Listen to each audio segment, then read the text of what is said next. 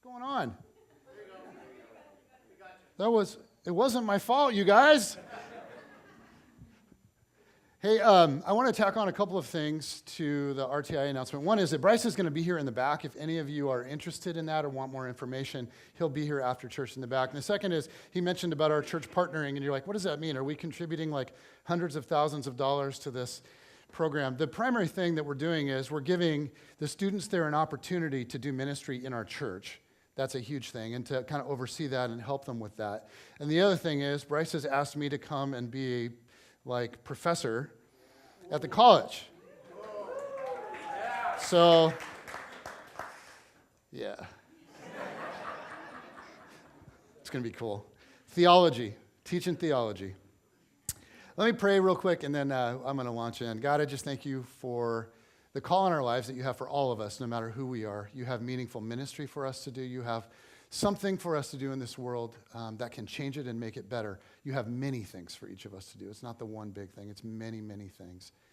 And I pray that you would be equipping all of us and preparing all of us. And as I think about us partnering with RTI up in Smoky Point, I just pray that you would unleash in this generation more and more leaders who are humble and know how to serve and love and know you and live courageously with you and for you. This morning, I pray that as I speak, you would arrest our attention. I pray that you would help us to see you. I pray that you would help us to look at our lives and see what you're inviting us into. And I pray that you would just instill passion in us for who you are and what you're doing in this world and our part in it. In Jesus' name, amen. Well, today, God is inviting you and me to go on a walk. And the Bible is, among other things, just a list of unforgettable walks. The first one was, of course, taken by God himself, we're told. He used to walk in the garden in the cool of the day, which just sounds awesome. But as a general rule, God asked people to go on a walk with him. And those are the unforgettable stories. There was the hard walk that Abraham took with his son Isaac. There was the liberating walk that the Israelites took out of Egypt through the Red Sea. There was the frustrating walk that they then took after that took 40 years because they didn't trust God and they weren't obedient.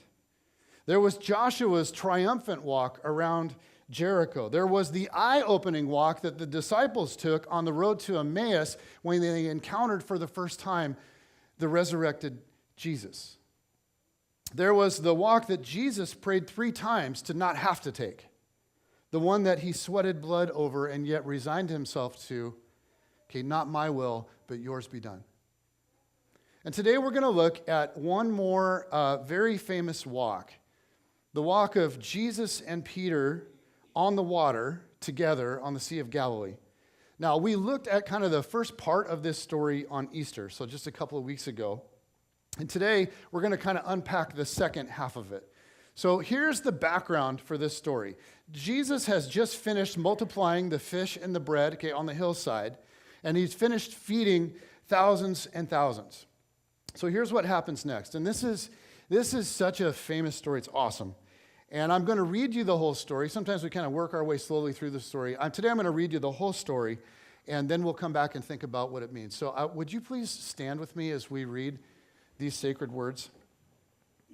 And I want to ask you, as I read through this, here's what I want you to think about. What would Peter have been feeling? What would Peter have been feeling, and what would the disciples have been feeling in all of this? So right after the fish and the loaves and all of that, it says, immediately Jesus made the disciples get into the boat and go on ahead of him to the other side while he dismissed the crowd. After he had dismissed them, he went up on a mountainside by himself to pray. Later that night, he was there alone, and the boat was already a considerable distance from land, buffeted by the waves because the wind was against it. Shortly before dawn, Jesus went out to them, walking on the lake. When the disciples saw him walking on the lake, they were terrified. "It's a ghost," they said, and cried out in fear. But Jesus immediately said to them, "Take courage, it is I, don't be afraid." "Lord, if it's you," Peter replied, "tell me to come to you on the water." "Come," he said. Then Peter got down out of the boat, walked on the water, and came toward Jesus. But when he saw the wind, he was afraid and beginning to sink, cried out, "Lord, save me." Immediately, Jesus reached out his hand and caught him. "You have little faith," he said. "Why did you doubt?" And when they climbed into the boat, the wind died down. Then those who were in the boat worshiped him, saying, "Truly, you are the Son of God." Okay, you can be seated. Today, I'd like to let Peter's walk with Jesus stand as an invitation to you and to me. And I want to let the metaphor of walking on water be a picture of doing with God's help something I could never do on my own. Okay, it's a metaphor for doing with God's help something I could never do on my own. Because here's the thing, no matter who you are, no matter where you've been, no matter what you've done, Jesus is inviting you right now, today, to go on a walk. And what's interesting to me is that in our culture, walking with Jesus has taken on a certain connotation. Like for many people, when they envision the Christian life or they hear, the phrase walking with Jesus or walking with Christ or walking with God, it just doesn't conjure up ideas for most people that get their pulse racing, right? In fact, it does just the opposite. But in some ways, as I think about why is that, I think it's us. I think it's the church. I think it's the Jesus followers. I think it's me. Many of you know that I didn't start walking with Jesus until I was 20 years old. And I have often described my life in the years like preceding that as wild. Meaning I was promiscuous sexually. I drank a lot. I used very colorful language.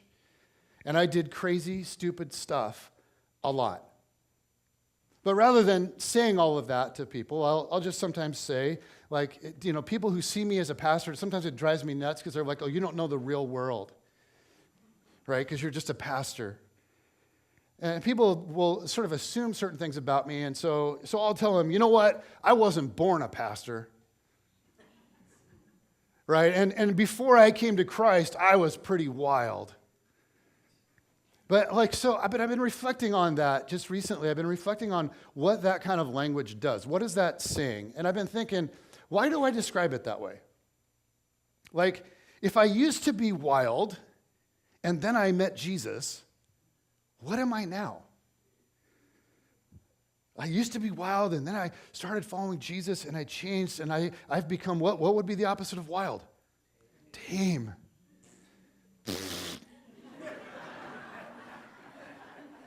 You guys, tame is lame. And we know that that's true because it rhymes. And to be honest with you, I think about that, I go, actually, okay, that kind of sucks. Like, oh, I used to be wild and now I'm tame. Like, does that make your pulse race? And if you're not a Christian, right, and you're not a Christian, and I'm explaining that to you, and then I say, hey, you should follow Jesus too, it's no wonder a lot of people would say, yeah, no thank you. It doesn't sound very exciting, actually. Now, I bring this up because I want you to think honestly for a second. When you think of following Jesus, do you honestly think of it as being wild or tame? And if you've been walking with Jesus for a while, which word better describes your walk with Christ? And here's where I think it goes really wrong. It isn't just our picture or our language around what it is to follow Christ. It's our picture of and our language around Christ himself. Like, you think for a second about Jesus, and you think about how Jesus is described in the Gospels, in the ancient materials that we get all of our information about Jesus from. Was Jesus wild or was Jesus tame? Like, you just think about him. He turned water into wine at a party where people already had a little bit to drink. Right? And then he walked on water. And he went to parties with Pharisees, these are religious leaders, only to offend them. He flipped over tables in the temple. He drove people out of there with whips. He yelled at corrupt temple officials. He told the Pharisees that they were whitewashed tombs, pretty on the outside, dead on the inside. He publicly forgave a woman caught in adultery, and he pardoned a criminal's crimes on behalf of God. He rode into Jerusalem as a king. He walked out of Jerusalem as a criminal. He hung on a Roman cross as a political extremist, and then he rose from the dead. Was Jesus wild or was he tame? Dorothy Sayers once wrote this. She said, "The people who crucified Jesus never, to do them justice, accused him of being a bore. On the contrary, they thought him too dynamic to be safe. It has been left for later generations to muffle up that shattering personality and surround him with an atmosphere of tedium. We have very effectively pared the claws of the Lion of Judah, certified him meek and mild, and recommended him as a fitting household pet for pale creatures and pious old ladies." I just want to say again, Jesus is inviting you and me to go on a walk. Not the Jesus that's fitting for pious old ladies, but the same Jesus that invited Peter out on the water. And I just want to ask you, what is your vision of Jesus? Is he safe and tame, or is Jesus wild and unpredictable? Is walking with Jesus safe and tame, or is walking with Jesus wild and unpredictable? And I just want to say something that might make some of you guys uncomfortable. But if your walk has led you to boredom and dullness, I question if it's Jesus you're actually following. And I think about my own walk. I think about the change in my life. And the truth is, before Christ, when I was drinking too much, when I was sleeping around, just living for myself, that wasn't wild. Okay, that's like what everybody I knew was doing. I was just following the crowd, just fitting in, just being one of the many. But following Jesus has actually led me to some wild places. I think of the day that I found myself in a Haitian orphanage where it was 100 degrees outside and 115 inside, holding and rocking a 4-year-old that was sick and soaked in his own urine. A child that might not have been held for months and months. I think of rocking him, and I think of looking at our team doing the same with the other children that were there and just feeling the presence of God. I think of the day that I stood in front of 600 people at a funeral for a 14-year-old boy. The same boy that took my daughter to homecoming. Same boy that I coached in Little League. And I think of standing in front of 600 stunned, grieving people, helping them process the reality that this popular, smart, athletic 14-year-old boy woke up and for some reason one morning shot himself in the head. And I think about the power and the presence of God that I felt in that service. And I think about how crazy it was that I was in this moment doing this thing.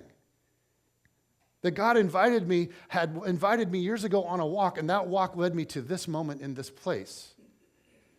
I think about teaching self-defense to deaf women in Haiti. Women that had been abused and mistreated their whole lives. Think about teaching them to fight for and value themselves in one moment, and then in the next, telling them about God's love for them and His grace to them. And I think about the tears in their eyes as they embraced that. And I remember the way that they hugged our team. They just hugged us and wouldn't let go. And when we left, it was tearful for them. I think about another trip to that same country, preaching through a translator to 900 Haitians in a tent. And I remember I got up there, I was standing there, I was all sweaty. I'm like, this would never do at Brookview. And I was thinking, God, what am I doing here? How did I ever get here? This is nuts. I think about sitting down with a married couple from our church in utter crisis. I think about the reality that they were so angry and so hurt by and with each other that they couldn't even stand to look at each other. And they sat down with Jen and they sat down with me on our couch in our living room and they cried. And they said, we just want you to know we're done. We can't make this work. But we're coming to you just in case. And I remember meeting with them and thinking, this is bad. Oh God, would you do a miracle? Would you do a miracle? Would you heal like only you can? Would you do something I can't do and Jen can't do and they can't make happen? And the first several meetings with them after that were rough. But it was cool because eventually they started looking at each other again. Eventually they started to express some warmth toward each other again. And after we'd seen a little progress and they were still separated, she was still living with her parents and had been for many, many weeks, they agreed to take just a small step and go on a date. And so we met again with them post-date and we asked, okay, how'd it go? And I expected to hear from them that it was a little awkward, that maybe they'd had some good conversation, and it was a good first step. But instead, when we asked the question, there was just silence, and they were kind of looking at the floor and shifting. And then he looked up, and he smiled sheepishly and said, it went pretty good. After the date, she came home with me, and we did it. And then he got a big smile and goes, twice. I was like, wow, okay. And so that was a little faster and a little more intense than what I was envisioning. But God was totally at work. He was reconciling them to each other. And he swept over them as they cried out to him in prayer and asked for it. And Jen and I got to see the joy flood back into them. And within months, they were communicating with each other better than they ever had. Within months, they had more passion for each other than they ever had. And not only did they reconcile, they became closer than they had ever been. And that was years ago. And now they're parents, and now they're leading people to Jesus. They're leading all kinds of stuff. They're serving Christ together and even separately from each other at times in amazing ways. They are leaders with their extended family and with their group of friends. They're leaders in the church. They have this extraordinary life, and they have this extraordinary story. And Jen and I got to be a part of watching God breathe life back into them when we were pretty sure it was just dead. Now, Jesus has led me to places to do things that I could have never imagined. And I could go on and on and on. I won't. But it's odd that I would choose to describe life before Jesus as wild, because before Jesus, I actually wasn't wild. I just followed the crowd. I just did what all my friends were doing. And I think about if I had kept walking in that direction, I think about all in my life that I would have missed. So maybe instead of saying to people, before Jesus, I used to be wild, maybe it would make more sense to say, I was not always the wild man that you see before you. Before Jesus, I was a bore, actually. Okay, some of you know me, and you're like, okay, dude, you're getting carried away. You are not exactly a picture of an adrenaline-filled, thrill-seeking junkie. Yes, I am. Okay, yeah, not so much. But as I have followed Jesus, I will tell you this. He has led me to some surreal moments, things that terrified me. Like, God, how am I going to do this? And then they turned out and they were amazingly beautiful. And that's kind of how walking with Jesus is supposed to go. If you're facing things that freak you out in your walk with Jesus, like if you're not facing things that are freaking you out in your walk with Jesus, and if nothing in your life is like making your pulse race, if you don't sense Jesus calling you some way, somehow into the unknown, if you're finding life to be safe and monotonous, guys, I seriously do question if it's Jesus you're actually following. Because Jesus was many things, but boring was not one of them. And to be his disciple, and I'm thinking of the original ones now, It might have been many things for them, like frightening, confusing, exhilarating, unpredictable. But from the day that they encountered Jesus and accepted his invitation to follow, from the day they started walking with him, life was anything for them but like blah. There was unspeakable sorrow. There was terrifying fear, and there was indescribable joy. And that's the walk. Like, that's always the walk. If you want safe and predictable, then Jesus probably isn't for you. Now, right now, right here, Jesus is inviting you to go on a walk. He's inviting me to go on a walk. And again, for today, I'd like to let Peter on the water be our picture, to let it represent doing with God's help something I could never do on my own. Now, the scene is the Sea of Galilee. The disciples are on a boat about 3 or 4 miles from shore. It's dark, there's a storm, there's howling winds, there's massive swells. And to even get to the boat, Jesus had to walk a few miles. So, at an average pace of 3 miles per hour, Jesus would have been on the water at least an hour just to get to them. And at first, he's just a shadow in the distance. And pretty soon, they start to realize it's Jesus. And before anyone can even really get their minds around what's happening, one of them, Peter, is out there walking with Jesus. Now you think about that. How insane is that? Eventually he doubts and he falls, of course, which is another reality of walking with Jesus. None of us get it right all the time. But for a few moments, Peter, in the middle of a raging storm, got out of the boat and walked on water with Jesus. He, with the power and presence of Jesus, did something that he could have never done on his own.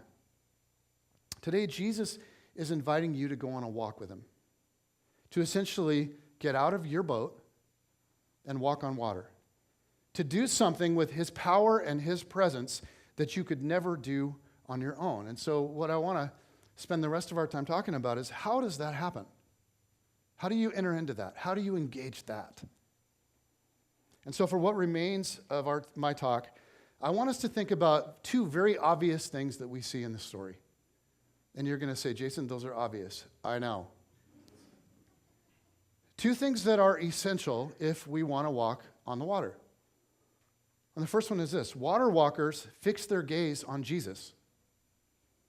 They fix their gaze on Jesus. Those that walk in faith have this ability, this unusual supernatural ability to see past circumstances to things, but like they see the circumstances, but then they see past them and they actually see God.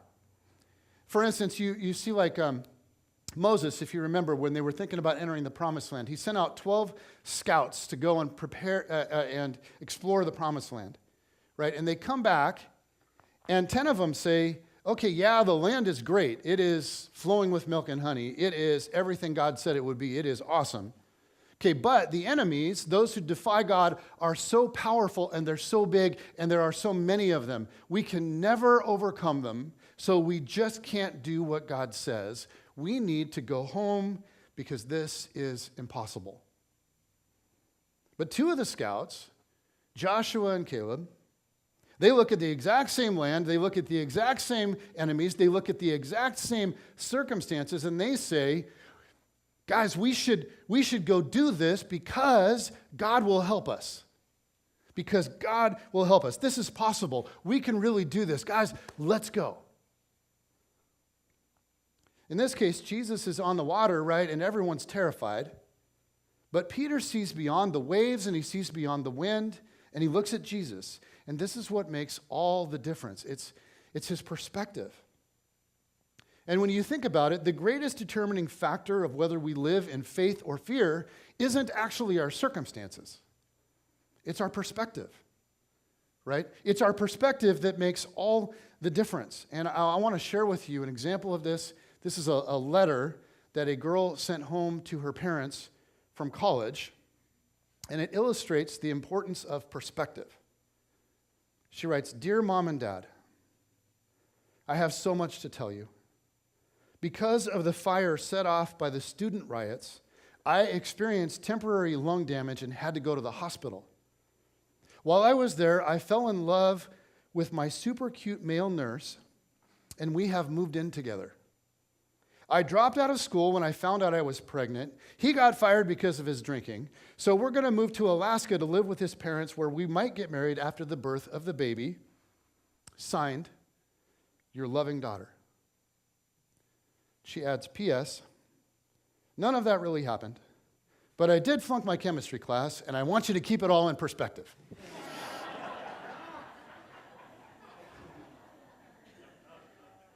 And I just want to say, Kate, I don't think chemistry's that big of a deal. You guys, like perspective is everything.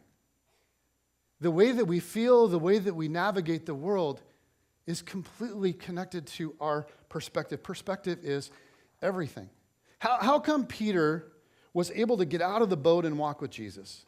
What in the world enabled him to possibly even attempt something like that?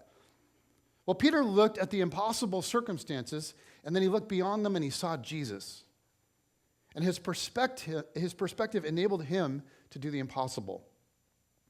Several years ago, I got a call from a pastor friend of mine up in Bellingham, and he was inviting me to go to Israel with him. He was leading a tour for about 30 people from their church up there, and someone dropped out at the last minute, and so he said, you can go for like super cheap. So I went. And for a few days, we stayed in a hotel next to the Sea of Galilee. So like the very place where Peter and Jesus walked on water. And one evening, this was the coolest thing. One evening, our group was taken out on the sea in like a replica of a first century fishing boat. And it was unbelievable. I mean, it was 75 degrees and sunny and gorgeous and still. And so we floated out into the middle and quietly just sat out there and watched the sunset. And I was sitting out there and I was like out of my mind. Because I was like, this is ridiculous. It's ridiculous. I'm on the Sea of Galilee in a boat like Jesus, like Jesus had with the disciples. Like, this is crazy. It's a beautiful 75-degree evening, and I'm watching the sunset on the Sea of Galilee. I'm looking at the sun reflect off of the hillsides where Jesus taught and where he multiplied fish and bread and fed thousands at a time. And I was just like, God, thank you for this experience. This is amazing. Now, the guys that owned the boat were like Israeli tour guides. And so this is how they make their living, right? And a big part of that living for them is tips. So they're doing anything they can think of to make us happy. They want our group happy. And you can see the seriousness in their face as they're looking at us. You could see them staring at us like, what can we do to make them happy? Are they happy? Are they happy? Are they happy? Are you happy? And it turned out this 2,000-year-old replica boat had just a couple of modern additions. For one thing, it had an engine. But also, it had a pretty sweet stereo. It had like a really nice like Sony CD player. And so once we got out in the middle and we're sitting there quietly watching the sunset with the boat gently rocking, the swoosh of the waves, the birds flying overhead, they decided to turn on the CD player. Now I thought, well, okay. I kind of like the serenity and the quiet of this moment, but I was like, okay. A little music, that's not a terrible thing. Maybe some worship, maybe an old hymn, maybe Amazing Grace, maybe How Great Thou Art, maybe It Is Well With My Soul. That would be totally appropriate in a moment like this. Okay, so I like the quiet, I like the natural, but a little worship music would be cool too. So these Israeli tour guide guys are trying to work the tip, maximum tip. And there's a bunch of American Christians in their boat. So they're thinking, what would make this a really powerful, over-the-top experience for this group? You guys, over the CD player, they played the Star-Spangled Banner. And they raised the American flag on the bow of the boat.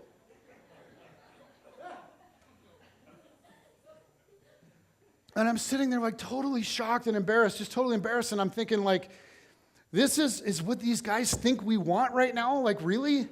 Like, what kind of reputation do Americans have around the world? Oh my goodness. And if that wasn't embarrassing enough, I looked at my pastor friend who's like sitting across the boat, and he's just like, what is happening? He's like, what a miss. And so I made some eyes at him, and he made some eyes back, and we're just trying not to giggle, but we're also embarrassed. We're trying not to cry.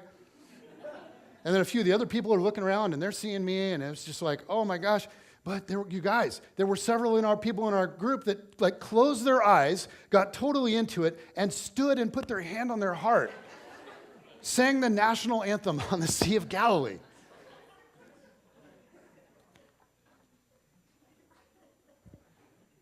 Now, like when our group was out there, it was all peaceful and quiet, and the water was like glass. But on the night with Peter and Jesus, it was so violent that seasoned fishermen were afraid the boat was going to capsize. They were afraid they were going to die. This was not a minor squall. The literal translation is the boat was tormented by the waves. The disciples were absolutely terrified. But they see Jesus, and Peter says, if it's really you, command me to come. And Jesus does. And Peter climbs over the edge of the boat, and for a few moments, it is magical. He's walking with Jesus. I mean, can you imagine what that moment must have been like? But it says, when Peter saw the wind, he was afraid and began to sink. Reality sets in, and Peter thinks to himself, what was I thinking? Right? Like, this is the dumbest thing I've ever done in my life because this is impossible. And so what was I doing? What was I thinking? And here's what's odd about all of this. Nothing's really changed. The storm has been there all along. The only thing that has changed here is Peter's perspective. Instead of looking at Jesus, he's now just looking at the storm. And immediately, when he takes his eyes off of Jesus and he focuses on the storm, he starts to sink. Now, I don't know how things are going for you these days, but it may be for some of you that you're walking through a storm right now in your life.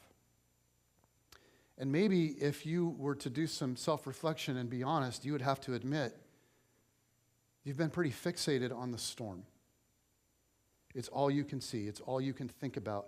And you feel like you're sinking. And if that's you, maybe Jesus is saying to you, look, the storm is real. And it's fierce. But I'm bigger than the storm, and I'm with you. And I promise you that because I love you and will never leave you, you're going to be all right. I'm either going to deliver you from this, or I'm going to give you what you need to be able to handle it and come through it on the other side. You can't see past this, but I can, and you don't have to be afraid. But whatever you do, keep looking at me. Look past what's happening and see me. Look past what's happening and see me. I'm here. See me. Keep your gaze fixed on me. If you want to walk on water, you have to keep your gaze fixed on Jesus. Okay, and then the second obvious thing is, if you want to walk on water, water walkers, they step out of the boat. And I believe there's something, maybe someone inside all of us that tells us that there's more to life, right, than just sitting in the boat. That you were made for more, and I was made for more than just playing it safe all the time. I think there's something inside of us that wants to walk on water, that wants to experience the supernatural, wants to experience the power of God, to leave our comfort of routine existence and abandon ourselves fully to the adventure of following God. So here's a very important question. What's your boat? Your boat is whatever represents safety and security to you apart from God. Your boat is whatever you're tempted to put your trust in instead of God. Especially when life gets a little stormy for you. Your boat keeps you so comfortable that you don't want to give it up, even if it's keeping you from joining Jesus on the waves. Your boat is whatever pulls you away from the adventure of walking with Jesus. And maybe your boat is a relationship with a boyfriend or a girlfriend that isn't healthy, and it's not moving you toward Jesus. In fact, if you're honest, you know it's moving you away from Jesus, but you can't imagine being alone, and so you just stay in the boat. Or maybe your boat is secrecy. Maybe there's something in your life that's off. It's a dark thing that's happening, and nobody knows. And you keep telling yourself it's no big deal. But if you were to be honest, you would have to admit it's destroying you. You're afraid to talk to someone about it. You're afraid of the shame, or you're afraid that you would actually have to change and give this thing up. So you just stay quiet. You just keep doing what you're doing because it's your boat. Or maybe your boat is avoiding confrontation. Maybe there's something that's going on at work or at school or at home or in your family or with a group of friends. And it really, really needs to be dealt with, but you don't want to risk it. So you do nothing. You say nothing, and you just keep sitting in your boat. I want to close by asking you to imagine something with me for a moment. John Ortberg, one of my favorite preachers, pastors, leaders, wrote this, and you can tell that it's been a few years since he wrote this by the technology references. But sit back and envision this for a moment. He says, envision that your life is over and you are led into a small room. There are 2 chairs in the room, one for you and one for God, who gets a very large chair. And there's a VCR. God puts a tape in the machine. It has your name on it and is labeled what might have been. Imagine watching all that God might have done with your life if you had let him. Imagine what he might have done with your financial resources if you had trusted him to be generous. Imagine seeing what might have been done with your giftedness if you had trusted him enough to be daring. Imagine what he might have done in your relationships if you had trusted him to be fully truthful and fully loving. Imagine what he might have done with your character if you had dared to confess sin, acknowledge temptation, and pursue growth. He says, I don't know that God will make any of us watch a video like that. I do know that if I think too much about how far I fall short of what might have been, it can become defeating, and that unrealized potential can become a club I beat myself over the head with. But I also know that I want my life to come as close as I can to realizing the goodness God intended for it. I know this is my only chance, and I know I want to minimize the gap between what shall be and what might have been as much as I can. I know that as long as I'm living, it's not too late because I have this day. And guys, I think about all that Jesus wants me to see and do and be. And when I've experienced him and I've seen what this leads to, I don't want to miss any of it. I don't want to miss any of it. And there are so many important reasons to get out of the boat. So many. But the one that really trumps them all, when I stop and think about it, is simply this. The water is where Jesus is.